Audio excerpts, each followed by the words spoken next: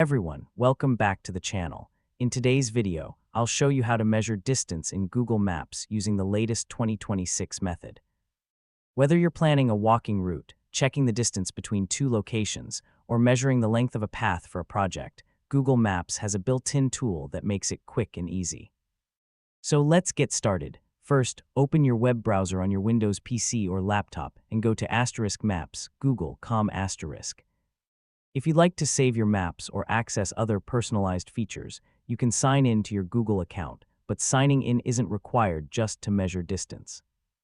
Once Google Maps opens, search for the location where you want to begin. You can type an address, a landmark, or simply zoom in to the area on the map. Now, right-click on your starting point. A small menu will appear. From the list of options, click *** measure distance **. You'll now see a small black circle marking your starting point. Next, move your mouse to the second location and click on the map. Google Maps will automatically draw a straight line between the 2 points and display the total distance at the bottom of the screen. If you want to measure a route with multiple turns instead of a straight line, simply keep clicking on additional points along the path. Each new point extends the measurement, and Google Maps updates the total distance automatically. You can continue adding as many points as needed to follow roads, walking trails, or any custom route. This is especially useful for planning hikes, bike rides, running routes, or estimating the length of a property or outdoor area. If you make a mistake, click and drag a point to adjust its position, or right-click on a point and choose the option to remove it, depending on your version of Google Maps.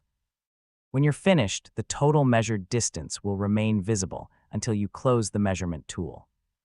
To start over, simply right-click on the map again and choose ** clear measurement **, or close the current measurement and begin a new one.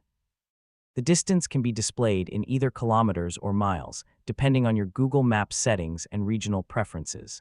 And that's it.